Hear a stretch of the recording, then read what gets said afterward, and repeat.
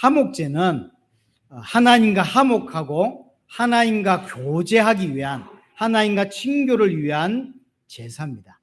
그래서 화목제를 다른 표현으로는 친교제라고 부르기도 합니다. 그래서 하나님께 예물을 드려서 하나님을 섬기고 또 그 예물 드린 것을 가지고 이웃들과 함께 음식을 나눠 먹는 제사가 화목제예요. 앞에서 번제, 소제, 화목제, 속제제, 속건제 순이었죠. 오늘 우리가 뒷부분에 이제 보충 규례에서는 이 순서가 약간 바뀌었단 말이에요. 번제, 소제까지는 갔지만 화목제가 제일 뒤로 왔죠. 번제, 소제, 속제제, 속건제, 그리고 화목제가 뒤로 왔죠. 이유는 뭐냐면 앞에 4개와 뒤에 화목제 다른 것 중에 하나가 뭐냐면 앞에 4개는 하나님께 제사를 하고 그 남은 일부 중에 제사장의 몫이 있죠. 일반 백성이 먹지 못합니다. 하지만 화목제는 유일하게 일반 백성이 함께 먹는 제사예요. 그래서 순서를 앞에 순서하고 다르게 화목제를 뒤로 빼서 따로 설명을 하고 있는 것이죠. 그래서 화목제는 하나님과 화목하고 하나님과 교제하고 이것을 통하여, 이 믿음을 통하여 이제 이웃과 교제하고 성도들과 교제하고 연합하기 위한 이런 제사입니다. 뭐가 좀 어떤 의미가 약간 부여되어 있냐면 축제 같은 어떤 뉘앙스가 부여되어 있는 제사가 화목제예요. 그래서 하나님께 화목제를 드리고 이제 그걸로 하나님 가져가는 게 아니잖아요. 그걸로 자기들끼리, 이웃끼리, 가족들끼리 이제 나눠 먹고 축제가 이제 되는 것이죠. 그러다 보니까 뭐랄까요? 이 제사의 의미가 자꾸 잘못될 케이스가 너무 많은 게 또 화목제예요. 그래서 1절에 다른 설명이 하나 있는 그게 뭐냐면, 자, 7장 11절에 보시면 여호와께 드릴 화목 제물의 규례는 이리하다라고 됐죠. 이게 다른 제사 설명할 때는 없는 표현이에요. 7장 1절에 보시면 속건제의 규례는 이러하다. 이 바로 설명해줘. 그 속건제를 이렇게 해라 설명했단 말이에요. 달라요. 6장 24절에도 25절에도 보니까 속제제의 규례는 이러하다 이라고 되어 있죠. 다르죠? 6장 14절에 소제의 규례는 이러하다 이렇게 되어 있는데, 그러면 동일한 어법으로 하려면 화목제물의 규례는 이러하다 이라고 나와야 되는데 그렇게 설명하지 않고 하나님께 드릴 화목제물의 규례는 이러하다. 그래서 화목제물은 우리가 나눠 먹는 건 맞지만 하나님께 드리는 거다라는 사실을 굉장히 중요하게 규정을 때려놓고 이야기를 하는 거예요. 이게 설명을 하겠지만 이게 자꾸 주격이 전도될 수 있는, 주와 부가 바뀌는 어떤 의미가 가장 많이 나타나는 제사가 화목제예요. 그래서 먼저 주의를 주는 것입니다. 그래서 화목제는 하나님께 제사하고 이웃과 함께 음식을 나누어 먹습니다. 옛날 생각을 해보세요. 일반 백성들 입장에서 고기를 쉽게 먹는 날이 없습니다. 그렇죠? 우리가 생각할 때는 동네 사람들끼리 돼지 한 마리 잡고 소 한 마리 잡고 뭐 그럴 수 있을 것 같지만 그렇지 않아요. 고대 사람들 중에서 자기가 고기가 좀 먹고 싶다고 해서 소나 염소를 잡아서, 양을 잡아서 고기를 먹는다? 그런 날이 거의 없어요. 1년에 한 번 있을까 말 겁니다. 1년에 한 번도 없는 사람들이 대다수예요. 근데 화목제를 드리는 날은 어떤 날이다? 고기 먹는 날이에요. 그러다 보니까 이게 처음에는 하나님께 예배하는 날이지만 시간이 지나면서 주객이 전도돼요. 그래서 당연히 화목제물은 고기 먹는 날이 되는 거예요. 그러니까 하나님께 예배하는 것은 간데 없고 온데가 간데 없고 자꾸 사람들 머리에 오늘은 고기 먹는 날. 그래서 막 그게 기쁜 거예요. 그래서 11절에 이걸 때리고 시작하는 거예요. 하나님께 드리는 거다. 너희들이 먹는 건 맞지만 하나님께 드리는 거다는 사실을 절대로 잊지 말라는 것이죠. 우리 옛날 시대를 생각해 보세요. 뭐 조선시대, 고려시대 갈 거 없이 우리 어린 시절만 해도 흰 쌀밥에 조기도 있고, 그래도 돼지고기도 수육이도 다 좀 있고, 미역국이 있는 날은 잘 없습니다. 언제냐면 제삿날이에요. 할아버지 제삿날. 할아버지 제사 때 1년에 한 번이나 할아버지 제사 때 기일날 그날은 구경도 못 해본 쌀밥이 올라오고요. 그 쌀밥 위에 숟가락 꽂아놨잖아요. 이렇게. 그렇고 대문 열어놓고 이렇게 하죠. 우리 집사람은 그게 뭔지 몰라가지고 우리 시집온 지 얼마 안 돼가지고 문을 닫았어. 그래서 자, 귀신의 법이니까 우리가 뭐 따를 필요는 없는데 그게 뭔지 몰랐다고.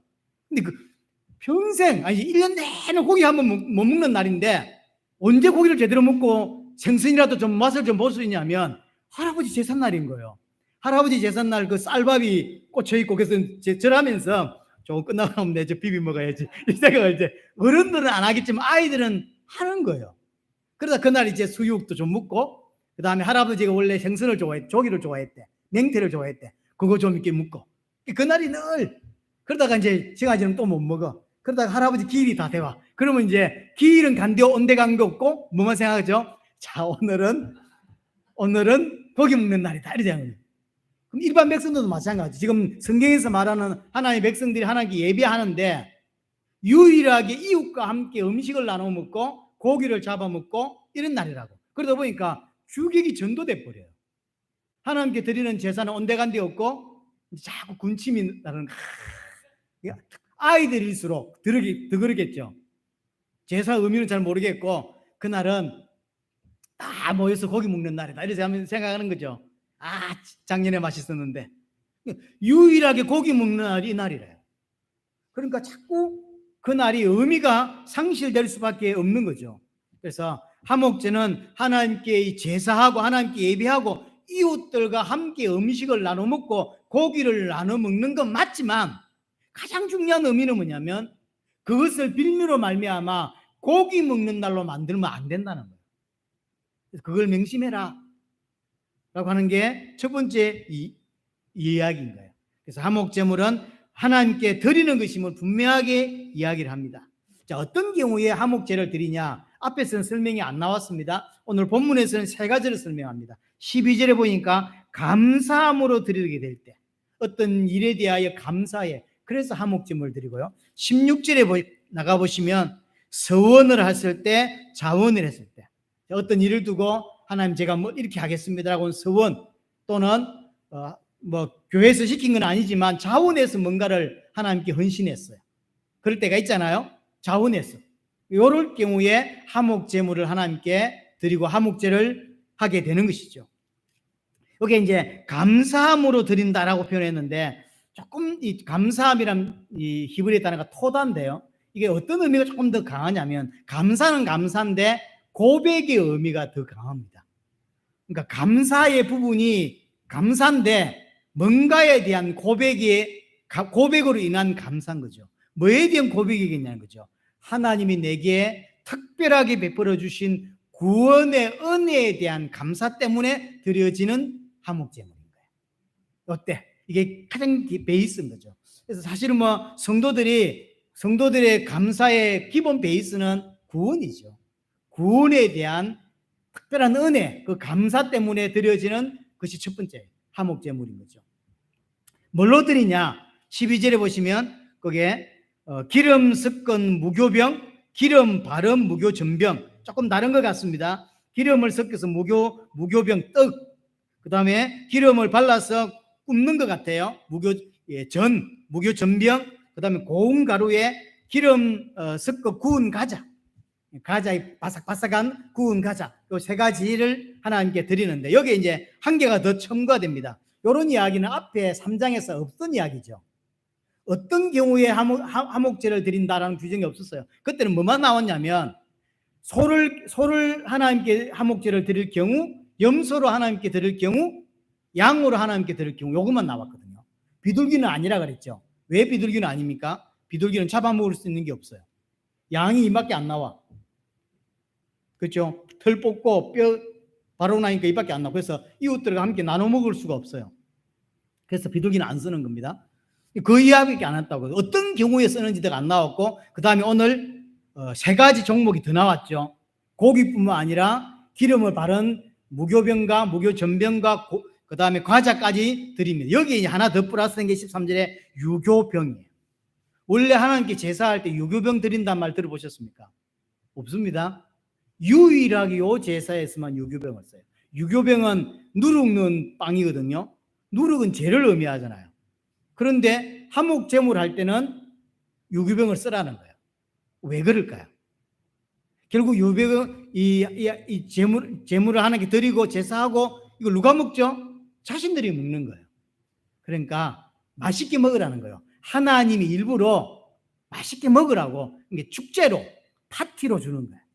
왜냐하면 그걸 하나님이 그래 고맙다 이러면서 들고 가는 게 아니라 결국 드리고 자기들이 뜯어 먹을 거기 때문에 이왕 축제가 되고 이왕 하나님께 예배하고 감사로 딱 둘러 앉아서 먹을 거기 때문에 축제로 파티로 하라는 거예요. 사실은 절대 쓰지 않는 게 유교병인데 유일하게 화목제물에서는 쓰라는 거예요.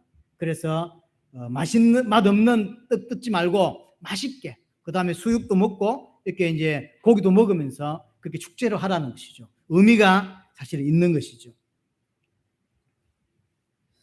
이제 어떻게 드리냐? 14절에 보니까 그 전체 예물 중에서 하나씩 여호와께 드립니다. 어떻게 드리냐? 거제로 드린다. 그러니까 이제 몽땅거려서 막 그런 게 아니라 유교 전병에서 하나, 기름 바른 유교병에서 하나, 무교병에서 하나, 전병에서 또 고운 가루, 또 고기 중에서 또 일부 해서 하나씩을 하나님께 드리는데 어떻게 드리냐? 거제로 드린다. 거제란 말은 높이 들어 올린다는 뜻이거든요. 그러니까 이걸 아마 이렇게 올리는가, 이렇게 위로 올리는가 봐요. 근데 이제 거제라는 의미보다 조금 더 정확한 의미는 여기서 뭐냐면 이게 당연히 높이 들어 올리는 겁니다. 높이 들어 올리는 것이지만 의미는 뭐냐면 봉헌물이란 말이에요. 이건 전부 다 하나님 겁니다라고 하는 의미라는 거예요. 그냥 형식적으로 높이 들어 올리는 게 아니라 하나님께 화목제물을 드리면서 제일 먼저 하는 게 뭐냐면 하나씩만 해요. 다 하지 않고 하나씩 모아서 그걸 거제로 높이 들어 올려서 하나님께 드립니다라고 하는데 이게 하나님 겁니다라는 고백인 거예요. 이게 거제입니다. 앞으로 제사할 때 거제란 말들이 제사 드리는 방법이에요. 요제, 거제, 뭐 전제 이런 표현을 쓰잖아요. 이게 방식을 말하는 겁니다. 요제는 나중에 설명할 거고 거제는 그래서 봉헌물로 이해하면 됩니다. 하나님, 이게 하나님 겁니다라고 하는 거죠. 그러면 그렇게 하나님 겁니다라고 올렸던 하나씩 빼서 드렸던 그건 전부 제사장에게 줍니다. 그리고 나머지 하나씩밖에 안 가져왔잖아요. 전병에서 하나, 가자에서 하나, 고기에서 하나 이렇게 가져와서 하나님께 올리고 온 제사장에게 주고 나머지는 이제 이웃들과 가족들과 둘러 앉아서 파티를 하게 되는 거죠. 그게 이제 화목제입니다. 자, 15절, 18절까지 이야기는 어떤 이야기냐면 이제 고기에 관한 부분이에요. 오늘 본문에서는 고기를 어떻게 드리라, 소, 양, 염소에 대한 이야기 없었죠. 앞에 나왔던 거니까요. 고기 이제 하나님께 드리고 남은 고기에 관한 부분을 어떻게 해야 되냐는 거죠. 대부분 이웃과 함께 나눠 먹습니다. 파티할 때. 근데 이제 15절 보시면 감사함으로 드리는 화목 제물의 경우에는 고기는 드리는 그 날에 먹을 것이요. 감사로 드리는 것 같으면 그날 당일날 다 먹어야 돼요. 이튿날 되면 부정하게 됩니다. 다 불살라야 됩니다. 근데 이제 그렇지 않고 그게 15절 마지막 보세요. 이튿날 아침까지는 두지 말 것이요. 그렇죠. 근데 이제 좀 서원이나 자원일 경우에 이튿날까지 3일째는 전부 다 어째 돼요? 17절 다 불살라야 돼요. 그래서 아무리 길어도 유효기간이 이틀밖에 안 돼요. 하나님에게 구원을 주셨구나 그래서 너무 감사해. 요럴 때 드릴 때 화목제물은 당일날 다 먹어야 돼요. 근데 이제 그걸 뛰어넘어서 그 구원의 은혜가 너무 감사해서 내가 무슨 서운을 하거나 내가 선교소를 가겠습니다 라는 서운을 하거나 제가 뭘 하겠습니다 라는 서운을 하거나 그거는 이제 구원을 받은 정도가 아니라 깊이 은혜를 받았다는 거죠. 또 뭔가 자원을 통하여 하나님이 기쁘시게 하는 뭘 하겠다는 거죠. 이런 경우에는 동일한 음식이지만 이틀까지 가능한 거죠. 3일째는 다 부정한 것이 된다. 그래서 다 불태워야 된다는 거죠. 그래서 이제 이런 부분을 두고 수천 년 동안 신학자들이 왜 이럴까? 왜 다를까? 동일한 고기고 동일한 음식이잖아요. 근데 왜 감사제로 드리는 건 유효기간이 하루고 서원이나 뭐 자원일 경우는 유효 기간이 3일이고 이틀이고 3일째는 왜 불태워야 되냐? 더운 날씨니까 아마 음식이 부패된다. 뭐 이런 표현도 하고 하는데 음식이 부패되는 것 같지는 않습니다. 그러면 서원 뗄 때는 왜 서원이라고 그 인을 박아 놓으면 부패 안 됩니까, 지가? 부패 문제가 아닌 거예요, 이게. 영적인 의미가 있는 거죠.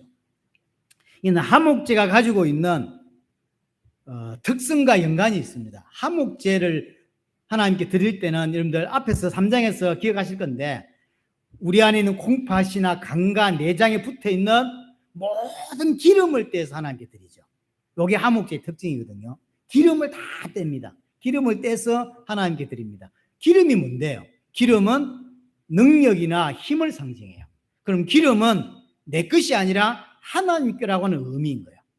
그래서 기름과 함께 드렸던 게 콩팥과 간이었거든요. 그는 우리 내면을 의미하는 거예요. 내 심장, 내면, 내 폐시를 의미하는 거거든요. 그래서 내 내면의 어떤 부분을 육신적인 행동이 아니라 내면의 부분을 하나님께 드리고 그 다음에 내면에 끼어있고 배에 끼어있던 모든 기름, 능력과 힘과 이런 것들을 하나님께 드리는 거죠. 근데 그거 하나님 것이 내게, 내 가슴에, 내 폐부에, 그 다음 내 배에 기름이 찼단 말은 무슨 말입니까? 교만하다는 뜻인 거죠.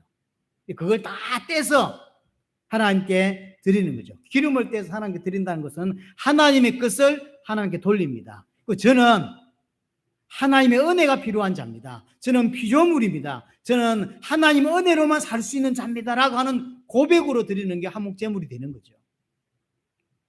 내 안에 있는 죄성들, 나 중심적인 본성을 다 떼어내서 불사르는 게 하목제의 가장 중요한 특징입니다. 근데 내 안에 있는 이런 죄성, 내 안에 있는 나 중심적인 본성, 주인인 삶, 이런 것들을 떼어내서 드리지 못하면 하나님과 교제할 수 없는 거예요. 그렇죠? 하나님과 온전히 교제하려면 내 안에 있는 죄성을, 교만을 마치 자기가 하나님인 것처럼 배에 기름이 찼단 말은 자기가 하나님이라고 생각해요. 내 마음대로 사는 거죠. 내 힘으로 살 수 있어 라고 하는 거예요. 하나님 필요 없어. 난 내 힘으로 잘 사는데, 내 똑똑한데, 내 건강한데 뭐 하나님 필요해 라고 하는 걸 말하는 거예요. 기름이 찼단 말이에요. 그 기름을 다 떼내서 아닙니다. 하나님, 저는 하나님의 은혜가 필요합니다. 저는 아무리 뛰어나도 피조물입니다. 저는 아무리 능력이 많아도 하나님의 은혜가 필요합니다 라고 하는 게 하목제물로 드리는 거예요. 그래서 기름을 떼서 하나님께 드린단 말이에요. 그래서 오직 하나님께만 구원이 있고 오직 하나님만 저는 의지하겠습니다라고 하는 고백, 그 고백이 있을 때 하나님과 친하게 지낼 수 있고 하나님과 친교가 일어날 수 있다는 거죠. 근데 반대로 내 중심적인 거, 내 본성적이고 내가 주인이고 내가 여전히 주인이라 그 사람은 절대로 하나님과 교제할 수 없어요. 교회를 1000년을 다녀도 하나님과 교제할 수 없는 겁니다. 오늘 왜 감사제로 드린 것은 하루고 서원과 자원은 이틀 정도까지 먹을 수 있고 3일째는 다 불태워야 되냐, 이것과 연관이 있는 거예요. 이 하목제물과. 쉽게 말하면 구원의 감사함으로 드려지는 제물의 유효기간은 하루고 서원이나 자원으로 드려지는 제물의 유효기간은 이틀이란 말이에요. 뭘 의미하는 거냐면 우리가 하나님께 구원받고 감사하고 감격하는 그 은혜는 하루밖에 안 간다. 또 그걸 넘어서 구원의 은혜를 넘어서 너무 구원이 크니까 내가 하나님께 서운하고 하나님 저는 정말로 하나님이 원하시는 저 땅 제가 뼈를 묻겠습니다. 저는 한국으로 돌아오지 않겠습니다. 저기에서 순교하겠습니다. 그래서 이제 순교하고 막 이런 서운하잖아, 자원하잖아요.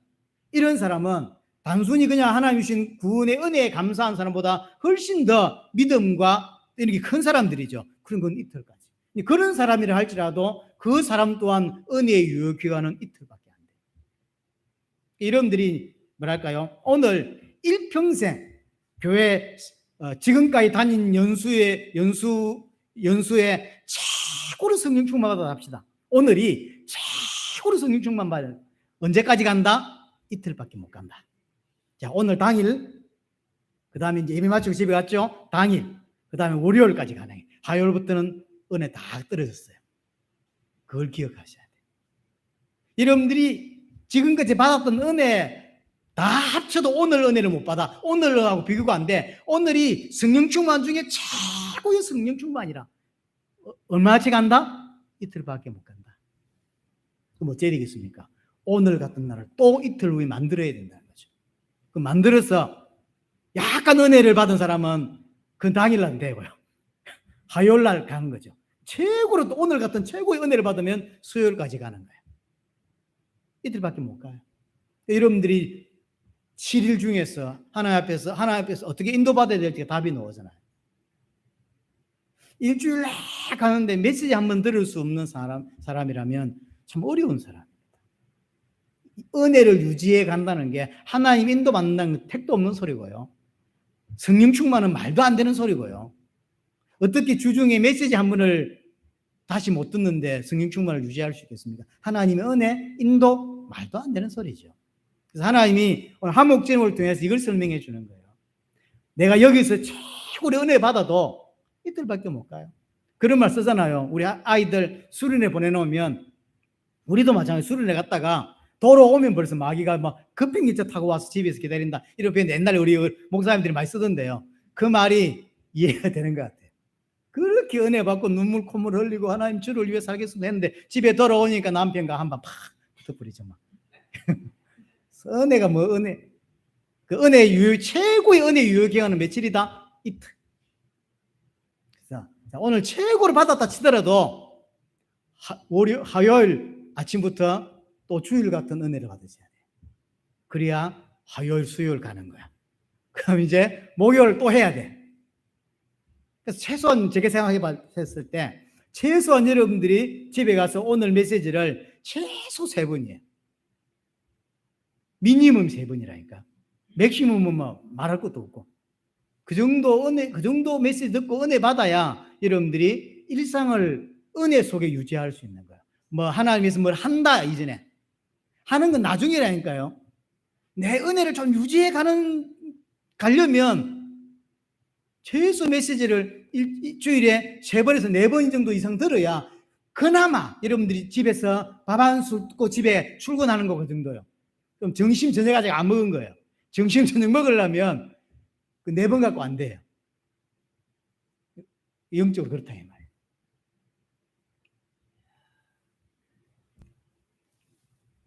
이제 쉽게 말하면 하나님께로부터 받은 은혜가 나는 죄인이기 때문에 그렇게 오래 못 간다. 은혜가 부족한 게 아니라 내가 죄인이기 때문에 그렇다 말이에요. 그렇죠? 내 죄성이 은혜를 다 밟아버리는 거예요. 그래서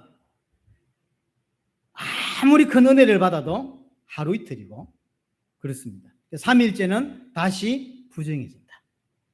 3일째부터는 다시 배에 기름 차기 시작합니다. 3일째부터는 내가 다시 주인 되기 시작해요.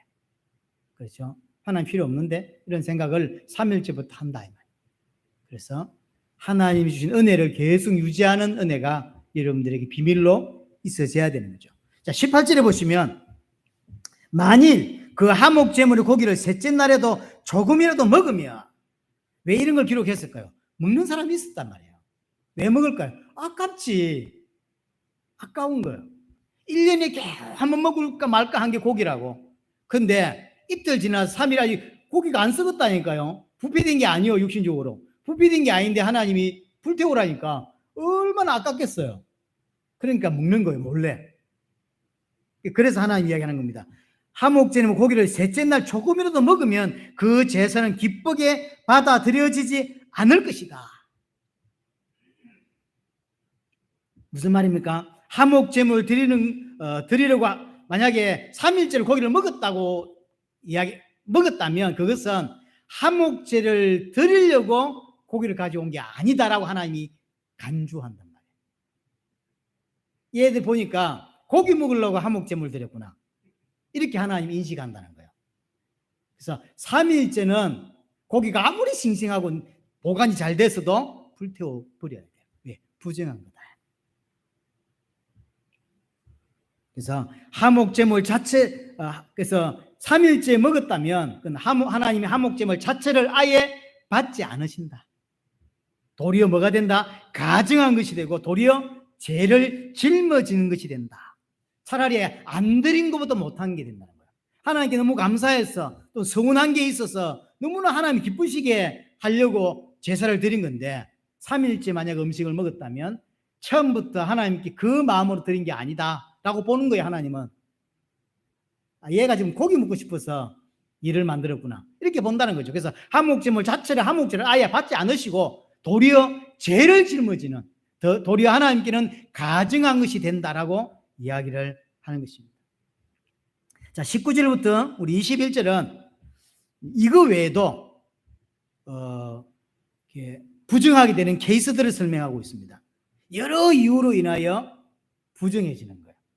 그러니까 좀 전에 말했던 하루밖에 안 가는데 이틀째 고기를 먹었거나 이틀밖에 안 가는데 3일째 고기를 먹었거나 다 부정한 거죠. 근데 이제 19절부터는 그 외에도 있는 거예요. 그게 뭐냐면 부정한 물건에 접촉되었으면 먹지 말고. 왜? 부정한 거니까.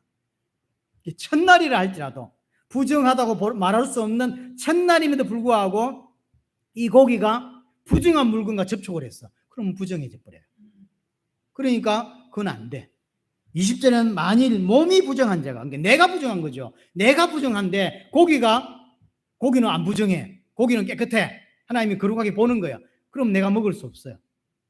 고기가 첫날 접촉해서 부정하게 됐거나 내가 부정하게 됐거나 아니면 그 다 통과했다 할지라도 이튿날 먹지 말아야 될 걸 먹었거나 3일날 먹지 말아야 될 것을 먹었거나. 그래서 이제 조사를 해보면서 신학자들이 뭐라고 이야기하냐면 제대로 화목제를 드리고 화목제물을 먹은 사람이 도대체 몇 명이나 될까라고 학자들은 이야기하더라고요. 그러니까 이런저런 이유로 제대로 된 화목제물을 못 먹는다는 거예요. 왜냐? 너무나 부정한 게 많아요. 첫날부터 고기가 옮긴다고 옮기는 게 부정한 물건에 부딪혔어요. 부정이 돼버렸어. 이거 다 불살라야 돼. 근데 내가 또 부정이 돼버렸네? 이런 케이스. 아니면 그걸 잘 통과했는데 감사의 그 때문에 그날 다 먹어야 되는데 아깝다고 남겨놓은 거죠. 이튿날 혼자 몰래 먹었어. 이게 부정해져 버리죠. 아무리 길어도 이틀인데 3일째 혼자 먹었어. 이런 여러 가지들이 때문에 부정해지는 케이스가 너무 많다는 거죠. 하나님이 일부러 우리에게 먹이려고 주신 제사임에도 불구하고 제대로 화목제물을 먹을 수 없는 케이스가 너무 많다는 거예요. 이건 뭘 의미하는 거냐면 화목제물의 한계를 말하는 거예요. 화목제물의 한계. 쉽게 말하면 구약의 화목제물은 하나님과 화목하고 하나님과 친교하고 하나님과 교제하려고 하는 것인데 구약의 화목제물은 온전히 나를 하나님과 교제하도록 못 만들더라. 온전하지 못하더라. 왜? 나의 죄성 때문에. 나의 죄성 때문에. 그래서 뭐가 필요합니까? 구약의 화목제물 말고 더 나은 제물이 필요하다. 더 나은 화목제물이 있어야 하나님과 온전하게 친할 수 있고 온전히 친교할 수 있다는 거죠. 그럼 그 나은 화목제물이 뭡니까? 예수 그리스도. 히브리에 씁니까? 어디에 넣어죠? 더 나은 제물이라고 표현을 쓰죠. 더 나은 화목제물이 누구냐? 예수 그리스도. 그래서 예수 그리스도가 오셔야만 하나님을 만나고 하나님과 온전히 친교가 이루어지고 하나님과 화목하게 될 수 있다. 제사의 형식이나 제사의 어떤 행위로는 절대로 내 마음의 문제, 내 마음으로 온전히 깨끗하게 못하는 것입니다. 어떻게 할 수 있냐? 하나님이 친히 준비한 화목제물, 예수 그리스도로 말미암아 하나님을 만나고 하나님과 친해지고 하나님과 화목할 수 있다라고 이야기를 하는 것입니다. 예수 그리스도를 다시금 붙잡을 수밖에 없는 은혜가 여러분들에게 있어야 되겠고요. 자, 22절부터 27절 이야기는 이제 앞에 11절부터 21절은 특별히 아론의 후손들, 제사장들이 깊이 인식해야 될 부분이고요. 그럼 뒷부분부터는 제사장이 몰라도 되냐? 그 말은 아닙니다. 제사장이 기본적으로 알아야 되고요. 22절부터는 일반 백성들에게 가르치는 내용들입니다. 당연히 제사장도 알고 있어야 되는 부분이죠. 첫 번째 22절부터 27절은 피와 기름을 먹지 말라고 하는 규례입니다. 피와 기름. 소, 양, 염소의 기름을 먹지 말라고 23절에 분명히 이야기를 합니다. 기름은 뭐라고 이야기했냐면 힘이고 능력이라고 했죠. 힘과 기름은 하나님의 것이죠. 먹지 말라는 이야기는 뭡니까? 내가 교만해진다는 거, 내 배에 기름이 찼다는 거죠. 내 마음에, 내 폐에 기름이 찼어요. 교만하다는 거죠. 어떤 기름이 찼습니까? 내가 하나님이라는 거죠. 내가 내 인생의 주인이라는 거죠. 그래서 절대로 기름을 먹지 마라. 그죠? 영적인 의미가 있는 거죠. 하지만 24절에 다른 목적으로, 먹는 것 말고 다른 목적으로 사용할 수 있다는 거죠. 다른 목적으로는 그게 어떤 게 있을까요? 등불을 켤 때. 불을 켜는데 기름을 쓸 수 있죠. 그래서 그렇게는 기름을 쓸 수 있으나 그 기름을 먹지 마라. 그 영적인 의미입니다. 완전한 화목 제물 대신 예수 그리스도께서 완성시켰죠. 지금은 이게 상관이 없는 거죠. 김치찌개를 하거나 뭐 할 때 보면 이제 이 돼지를 좀 이렇게 썰어 넣으면 그 기름이 좀 나오죠. 그거 넣어야 이게 맛있거든. 구약대로 하면 그 기름 못 먹죠. 삼겹살 여러분들 못 먹죠. 삼겹살 맛있는데. 근데 그건 끝났거든요. 그래서 우리는 먹을 수 있는 거죠. 여튼 기름을 먹지 마라. 두 번째가 뭐죠? 피. 무슨 피든지 절대로 먹지 마라. 왜 그렇죠? 나중에 나옵니다. 답이. 레위기 17장 11절에 피는 뭐죠? 생명이라. 그래서 피만이 죄를 사할 수 있다라고 레위기 17장에 답을 주고 있거든요. 피는 생명이고 예수 그리스도의 대속을 상징하는 것이라. 그래서 예수 그리스도의 보혈을 통하여 우리가 구원받을 수 있다. 그걸로만 대속할 수 있다라고 하는 의미란 말이에요. 그럼 내가 피를 먹었다는 의미는 무슨 말이죠? 예수 그리스도의 대속을 거부하는 거죠. 예수 그리스도의 대속을 부인하는 거라. 그래서 기름과 피는 절대로 먹지 말라라고 이야기를 하는 것이고요. 자, 28절부터 34절 이야기는 화목제를 다 드린 후에 제사장에게 돌아가는 몫에 대한 이야기를 합니다. 이는 백성들이 알아야 된다는 거죠. 그래서 하나님께 예배하고 그런 것에 문제가 없는 거예요. 자, 크게 이야기하면 두 가지입니다. 가슴살과 뒷다리는 제사장의 몫이라고 이야기를 합니다. 31절을 보세요. 31절에 보면 그 기름은 제단에서 불사를 것이요. 기름은 다 불사릅니다. 가슴, 그 짐승의 가슴은 아론의 자손들에게 돌리라 그러죠. 제사장의 몫입니다. 32절에도 뒷다리 나왔죠. 오른쪽 뒷다리는 제사장 겁니다. 33절도 동일하게 이야기하죠. 34절도 마찬가지입니다. 영원한 소득이라. 뒷다리 가슴과 흔든 가슴, 요제로 드리는 건 말이에요. 흔든 가슴과 든 뒷다리는 제사장이 영원한 소득이 된다. 36절에도 영원히 받을 소득이다라고 이야기를 하죠. 그래서 가슴살과 뒷다리는 제사장 몫이라고 하는 거죠. 문제는 가슴살은 하나님께 드리고 그것을 이제 제사장이 줍니다. 남은 것은 백성들이 함께 나눠 먹는 거고요. 드리는데 어떻게 드리냐면 요제로 드리라. 요제란 말은 흔든단 말이에요. 이니 어떻게 흔드느냐 문제예요. 그래서 신학자들 간에도 수천 년 동안 연구들이 많았습니다. 이렇게 흔들까요? 고기를 받았어요. 가슴살에. 소 가슴살을 칩시다. 이거 제사장 나중에 줄 거란 말이에요. 이걸 이제 하나님께 드릴 때 어떻게 흔들어야 되냐 말이에요. 이렇게 흔들까요? 앞뒤로 흔들까요?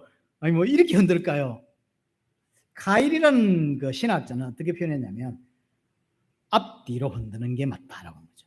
그래서 그 뭐라고 표현했냐면 톱을 켤 때의 모습과 같다 이렇게 설명했더라고요. 이게 뭐냐면 앞뒤로 톱을 켤 때가 톱을 어떻게 켭니까? 이렇게 켜죠. 이렇게 박을 켤 때 이렇게 켜죠. 그래서 요제는 이렇게 하나님께 드렸다 받았다 드렸다 받았다 요렇게 하는 거죠. 저도 이 의견에는 동의합니다. 그래서 요제를 흔드는 거지만 하나님께 드리는 거죠. 그리고 내가 받는 것입니다. 그래서 받는 게 중요한 게 아니라 이 전부 화목제에서는 하나님께 드리는 게 핵심 키입니다. 계속 받다 보니까 제사장도 주객이 전도될 수 있어요. 당연히 내 거지.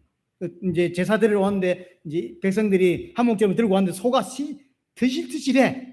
앞가슴살이 그다음 뒷다리가 어우. 그러니까 처음부터 이 제사장이 제사에 관심이 없고 뒷다리에 관심을 더 가질 수 있죠. 오, 저런 그 내 건데 저거.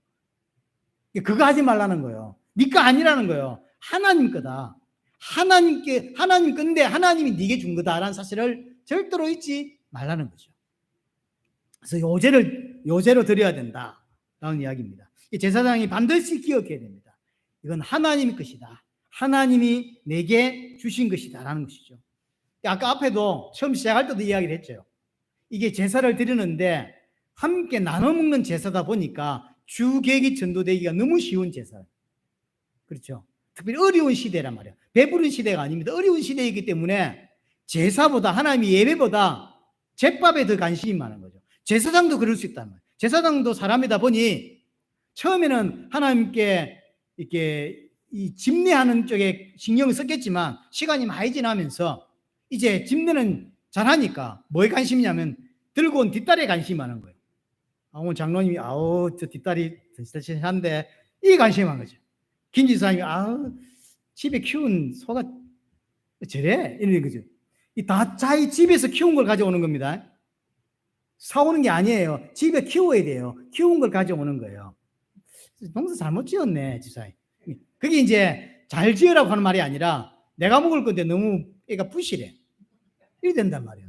하나님 오늘 굉장히 강조하는 게 이 부분이에요. 일반 백성도 예배를 드리는데 배고픈 시대다 보니 예배보다는 제밥에 관심이 많고 제사장도 자꾸 이제 자기가 받다 보니까 왜냐하면 당연히 그게 제사장의 몫이란 말이에요. 사례란 말이에요, 그게. 그러다 보니까 뭐에 신경이 쓰이냐면 제사하는 건 별로 어렵지 않아. 그러니까 이제 왜냐하면 5년, 10년, 15년, 20년 하는데 뭐 맨날 하는 거니까 뭐 어렵지 않겠죠. 그러니까 어디에 신경 쓰이냐면 자꾸 뒷다리에 관심이 간다고. 저럼 오늘은 좀 배부르겠는데 하나님 그걸 주객이 전도된다. 제사를 했더니 제밥에 관심을 자꾸 가지는. 그래서 백성들이 하목제물로 가져온 그 제물을 당연히 자기 거라고 인식하면 안 된다. 하나님 거고 하나님이 내게 주셨다라고 하는 것을 기억해야 되는 것이죠.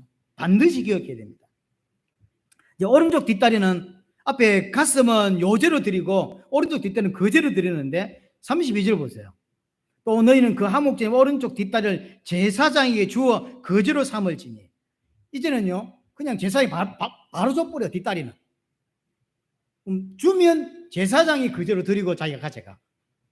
그러니까 가슴살은 요제로 흔들어 가지고 예식을 하고 그 다음에 제사장이 가져가는데 뒷다리는 아예 제사장이 막바로 준다니까. 제사장이 그냥 했다 막바로 준다고. 그러면 제사장이 그걸 이제 거제로 드렸다가 하나님께 높이 드렸다가 이제 가져가는 거죠. 제사장이 소독으로 삼는다고. 근데 거제로 드리는 거 기억해야 될 게 뭐라 그랬죠? 봉헌물이라고 그랬어요. 하나님께 드린다라고 거죠. 자, 제사장이 뒷다리를 받았습니다. 하나님 겁니다 라고 드리는 거예요. 그 드린 것을 하나님이 그래 라고 받으시고 자, 이건 네가 해 라고 이제 받는 거죠. 하나님 주는 거죠. 그래서 내가 기억해야 될 제사장인 내가 이는 하나님이 내게 주셨다라는 사실을 잊지 말아야 돼요. 또 그것을 드리는 일반 백성 입장에서도 결국 제사장이 가져가니까 내가 준 걸 받네 라고 생각하면 안 된다는 거죠. 나는 제사장에게 준 적이 없어요. 나는 하나님께 드린 거예요. 하나님이 제사장에게 준 거지. 그 생각을 잊지 말아야 돼요. 그래서 내가 드린 것으로 제사장이 먹고 산다 생각을 하지 말아야 돼요. 내가 드리는 헌금으로 목회자가 밥 먹는다 이 생각하면 안 된단 말이에요. 그렇죠? 나는 하나님께 드린 거예요.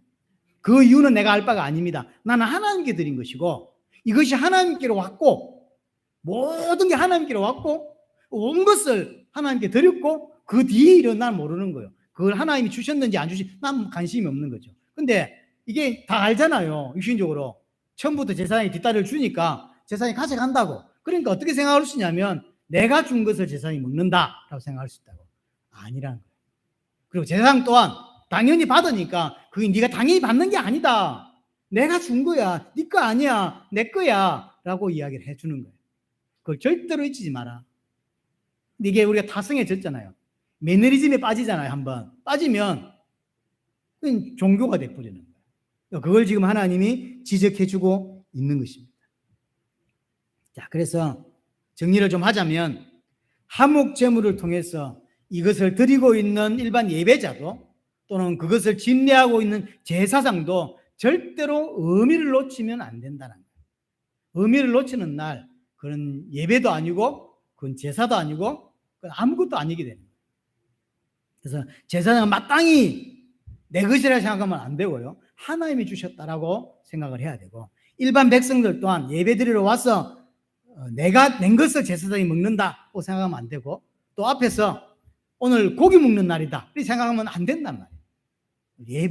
예배했고 그 예배했는데 하나님이 기쁘게 받으셔서 우리 가족들, 이웃들 다 불러서 함께 축제로 그렇게 생각을 해야지 내가 먹는 날이다라고 생각하면 안 되는 것이죠. 그래서 하목제에서 가장 강조하는 게 뭐냐면 하나님이 내게 이 모든 것을 주셨다라고 하는 생각입니다. 이 땅에 저와 여러분 살아가면서 가지게 되는 모든 것들은 다 하나님께로부터 온 것입니다.